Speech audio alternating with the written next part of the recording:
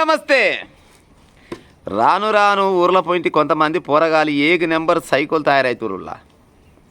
నిజంగా సైకో అంటే సైకో గీడు ఏడా మేడ్చెల్ అంట, అన్నోజి కూడా అంట మేడ్చెల్ దగ్గర. అయితే ఈ పొరగానికంట పెళ్లి ఫిక్స్ అయిందంట. పొరగాని పేరు మనోజు. పెళ్లి ఫిక్స్ అయిందంటే పిల్లగాడు ఇద్దరు చూసుకురంట, నచ్చుకున్నాక ఇక లగ్గం పెట్టుకుంటారు కదా. ఇక మన పిల్లగాడు అనిపించుకొని పూల పనులు పెట్టిరో లేకపోతే బయారగా ఇస్తే ఇచ్చిరో మనకు తెలియదు. అయితే ఇక పెళ్లి చేద్దాము తర్వాత లగ్గం పెట్టుకుందాం తీ అనుకురంట. ప్రస్తుతానికి అయితే మన పిల్లగాడు అనిపించుకొని వాళ్ళంతలాలు వీళ్ళంతలా వీళ్ళుండ్రు. అయితే ఈడపోయి ఆ పిల్లగానికంట ఓ రోగం ఉందని పిల్లకి తెలిసిందట. పిల్లకి తెలియగానే పిల్ల తల్లిదండ్రులకు చెప్పిందట. మరి ఏం రోగం? ఆ రోగం అంటే ఆ పొరగానికంట HIV ఉందట. HIV ఉన్న పొరగానికి నా పిల్లని నెట్టిస్తాం ఓడిస్తాడు చెప్పుని తెలిసినాక, పొరగానికి HIV ఉందట మా పిల్లని ఏమనుకొని పిల్లలు లెక్క వీళ్ళంతా వాళ్ళంతలా ఉన్నారు. అయితే ఈ మనోజ్ అనే పొరగాడు అమ్మ నాకు HIV ఉందని ఆ పొల నన్ను పెళ్లి చేసుకొని అంటుంది, దాని సంగతి చెప్తా అనుకొని కక్ష పెంచుకొని ఈ నెల 11 తారీఖు నాడు చిన్నగా పోయినట్ట. వాళ్ళ ఇంటికి పోయినట్ట. పిల్లలు ఇంటికి పోయినట్ట. పిల్లలు ఇంట్లో లేరంట. ఇక మరి రోజుల పనుల కాలిపోతే పోయిరో ఏమో. మామూలుగా మాట్లాడుకుంటూ ఇక ఎంతైనా నిన్నమన్నా పూల పనులు పెట్టిరో లేకపోతే మన పిల్లలు అనిపించుకురో ఎంతో కొంత పరిచయం అయితే ఉంటుంది కదా. మరి ఆ పరిచయంతో చిన్న దగ్గర కూర్చుండా, మరి నీళ్ళు ఇచ్చిందా, కాఫీ ఇచ్చిందా, చాయ్ ఇచ్చిందా, ఏమి ఇచ్చిందో ఏదో రకానికి అయితే ఇంట్లో అయితే చేరిండు. చిన్నగా ఏం చేసిండంట, వీడు పోతే అప్పుడే ఈయన రక్తం తీసుకొని పోయిండంట. ఇంత రక్తం తీసుకొని పోయి ఆ పిల్ల కట్టే దానం అంటే సూతోడు కూర్చుండట. ఆమెకు సూతోడి ఈయన రక్తం ఆమెకు ఎక్కించిండు గిత ఎక్కించిండు. ఆ నుంచి పత్తలు కూడా పరారయ్యిండు.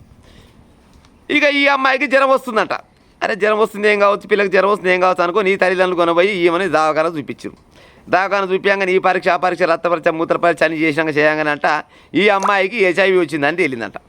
ఎక్కడిది ఈ సంగతి, ఎక్కడిది లెక్క అయితే ఈ అమ్మాయి పాపం దాచిపెట్టిందో ఏమో మరిగా. అంటే HIV పొరగానుకున్న సంగతి తల్లిదండ్రులకు ఎరికే కానీ మరి రక్తం ఇచ్చిన సంగతి తెలియదుగా. అయ్యేసరికల్లా చెప్పిందంట, అమ్మ నాయనకి చెప్పిందంట, డాక్టర్ చెప్పిందంట. ఆ దరిద్రుడు వచ్చిండు, మొన్న ఇంటికి వచ్చిండు, వచ్చి సూదిచ్చిన కాంచి నాకు జ్వరం వస్తుందని చెప్పిందట. అవురా పిల్ల బుచ్చం పెట్టని పాపానికి కొడుకు వెనకడికి గుడిసెందలుగా పెట్టిపోయినట. ఈయన మాసరుడే కావచ్చు. ఇప్పుడు ఆల్రెడీ నీ ఇంట్లో బాగలేదు. ఈ బాగలేదన్న సంగతి అందరికీ ఎరుకుందే. నీ సకదారం నీకు ఒక HIV రోగం ఉన్న సంగతి అందరికీ ఎరుకున్నాక ఏ పిల్ల అయినా పెళ్లి చేసుకుంటా అదులా. ఎంత ఎడి పిల్ల అయినా ఎంత గుడి పిల్ల అయినా కానీ ఆల్రెడీ సరే ఇంకేదైనా రోగం ఉంది, ఓ దగ్గుందో, దమ్ముందో, టీబీ ఉందో, లేకపోతే ఏదైనా షుగర్ ఉందో, BP ఉందో అంటే సర్లే దాన్ని ఏముందని పాడైపోయి ఈ కాలంలో చాలా మందికి ఉంటుంది. ఇవాళ కాబట్టి రేపన్నా తగ్గుతుంది అని పెళ్లి చేసుకుంటారు. నీకు మందు లేని రోగం వచ్చినాక మరి ఆ పిల్లని నేను ఎట్లా పెళ్లి చేసుకుంటుంది అనుకున్నావు? నువ్వు మనిషివి అయితే, మానవత్వం ఉన్న మనిషివి అయితే, అరే నాకు ఈ రోగం ఉండేదని ముందుగానే చెప్పి నీ అంతలో నువ్వు సైడ్ అయితే నీ అంత మంచోడు లేడనుకుంటాడు. కానీ సైకోగా లెక్క తయారయ్యి నన్ను పెళ్లి చేసుకోవాలనే ఉద్దేశంతో చక్కదానాల అమ్మాయికి పోయి ఈయన రక్తం ఆమెకి ఎక్కించిండంట. ఇంటే ఇక ఏమనాలి చెప్పురి నీగా. ఇటువంటి వాళ్ళకి ఏ శిక్షలు పడుతుండొచ్చు ప్రజలారా?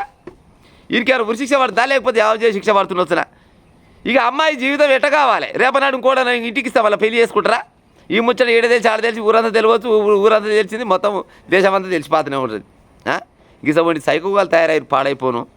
ఇప్పుడు నువ్వు ఆయమన్నోడివి అయితే నీకు ఆ రోగమే రాకపోవు. సరే మరి నువ్వు లంగబోద్దాం నాకు తెలియదు. సరే HIV అనేది పలానా రకంగా పోతేనే రావాలని ఏమి లేదు, చాలా రకాల కూడా ఈ మధ్య కాలంలో వస్తుంది. సరే నువ్వు లంగబోద్దాం తర్వాత లెక్క నీకు ఉన్న సంగతి ఎరుకుందేనా? ఎరుకున్నాక మరి నీ పుణ్యం అంటే ఇంకోళ్ళ జీవితం నాశనం చేస్తేందుకు నీకు మనసెట్టు ఒప్పిందిరా పిల్ల? వీడు లత తప్పినోడు ఈ మనోహర్ అంటాడు. ఉత్త పుణ్యానికి ఆ అమ్మాయి జీవితంలో నిప్పులు పోసి ఆ అమ్మాయి కూడా ఆ రోగం తలిగించిండు. ఇక పోయి కేసు పెట్టిరంట. మరి ఏం చేస్తారో పోలీసులు మనకైతే తెలియదు. ఇక